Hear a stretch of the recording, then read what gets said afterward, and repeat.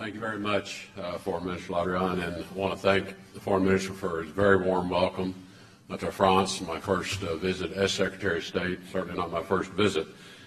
We just had a lovely luncheon, and I appreciated the opportunity to enjoy some fine French food while I was here as well. As the Foreign Minister indicated, this meeting is a continuation of many discussions he and I have had together, and we will meet yet again before the end of the year. I think it's important to reflect on the very warm relationship that exists between President Trump and President Macron.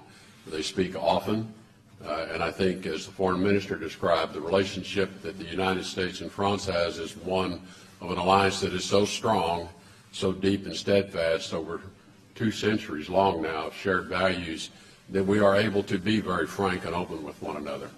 And on almost all things we agree. But on those that we don't, we are very open to express those disagreements, and I think both of us benefit from the richness of those discussions. And I know President Trump values very much President Macron's views on issues, and that's why they speak often as well. As the Foreign Minister indicated, and I won't take a lot of time repeating what he said, on so many issues we are very well aligned. Dealing with the threat of the nuclear weapons program in North Korea, we appreciate France's steadfast support.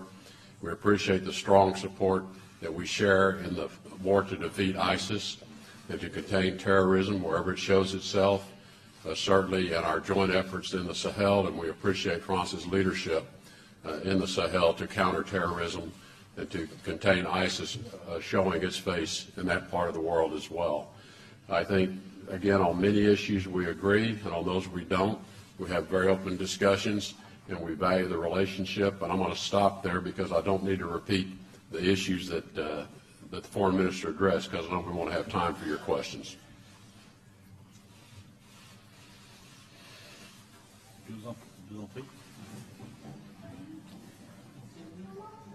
Alors, si vous faites de la police, si vous... Alors, allez. Greg Viscusi from Bloomberg News. For the Secretary of State, just want to know what steps and when are you taking to comply with the President's moving of the Israeli capital to Jerusalem? Can you move the embassy on your own, or do you have to make a request to Congress for the funding? And finally, would you be open to stating or accepting that part of Jerusalem remains, or no, not remains, but falls under Palestinian control? Well, the President has directed in his statement that he made that he has asked the State Department to begin the process of making the move of the embassy to Jerusalem. This will take some time. We have to acquire a site. We have to develop building plans, construction plans, as you point out, ensure we get the authorizations, although I do not anticipate any difficulties getting those authorizations, and then actually build an embassy.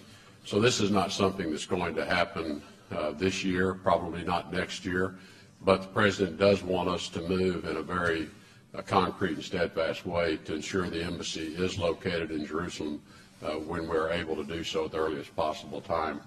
I think with respect to the rest of Jerusalem, the President indicated in his statement that his decision to recognize Jerusalem as the capital of Israel and his direction to the State Department to begin the process of moving the embassy did not indicate any final status for Jerusalem. And in fact, he was, I think, very clear that the final status of Jerusalem is a matter that would be left, including the borders, would be left to the parties to negotiate and decide.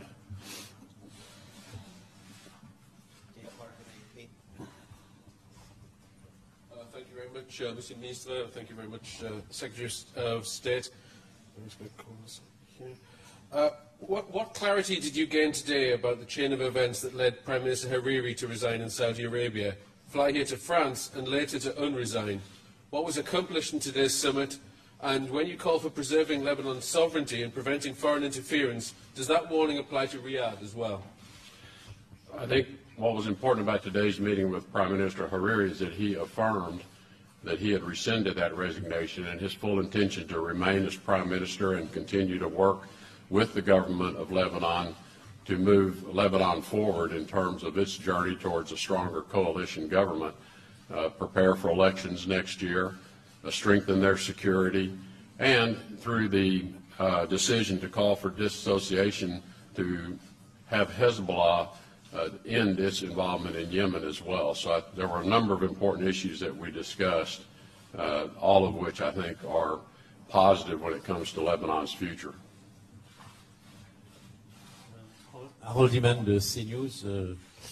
C'est une question pour les deux en fait. A question Mais, to both of you from est-ce que la CNews. France et les États-Unis ont la Do même France approche sur le and the Hezbollah? United States have the same approach Et regarding si Hezbollah? oui, And if est-ce so, que le retrait du théâtre syrien serait un is premier their pas? removal Je me from demande quel est le Syria, premier pas would that qu'on be pourrait a first demander step? au What, Hezbollah as dans a les matter of conditions fact, could be actuelles? the first step to be required from Hezbollah in the current situation? Is that to me, or I didn't catch the first part of the question? C'est les deux et il y aura une autre question It is après. meant ça for termine. both of us, then La there will be dernière. only. It was meant for Il y en a une both of derrière, us, on and va then there will répondre- be on va répondre one rapidement. more question. So Nous quickly, nous avons dit ce matin, like we said this que morning, nous étions attachés we are avec attached beaucoup de détermination and à extremely l'unité, determined la souveraineté et l'intégrité du Liban. Et que ça be attached supposait, to the ce sovereignty, the concept de security and distanciation independence of Lebanon. This supposait que, requires this et à concept l'intérieur of et à l'extérieur, personne ne remet en cause requires that no l'unité one et la stabilité de l'État domestically or libanais. internationally Ça s'adresse challenges the évidemment stability aussi and au the security Hezbollah, of Lebanon. And this et à applies as l'intérieur well et à to l'extérieur. Hezbollah, both inside and Par outside ailleurs, Lebanon. en ce qui concerne Next, les regarding forces qui interviennent en the Syrie, forces position involved de la in France Syria, the position of est de France souhaiter is le plus rapidement to possible un dispositif hope de for transition politique, a political transition de garantir scheme as soon as l'intégrité possible in order to de la guarantee Syrie the integrity of et de Syria garantir la Syrie de and to toute intervention guarantee extérieure. Syria from any outside interference. The U.S. position, I think, mirrors that of France's as well in terms of as I just indicated, the importance of the decision of disassociation to affirm what Hezbollah's role should be and what Hezbollah's role should not be. I think the U.S. also recognizes that the Lebanese armed forces are the sole protecting force for Lebanon, and it's important that that role, I think, be strengthened and be affirmed in order to protect Lebanon's sovereignty. Dernière. One more question. Thank you both for doing this. Mr. Secretary, you've been placing a big emphasis on limiting Iran's interference in Lebanon, but I want to ask you about Saudi Arabia in particular. The kingdom has energetically asserted its influence over Lebanon, over Qatar, over Yemen, where your administration is now pleading with the kingdom to end its blockade.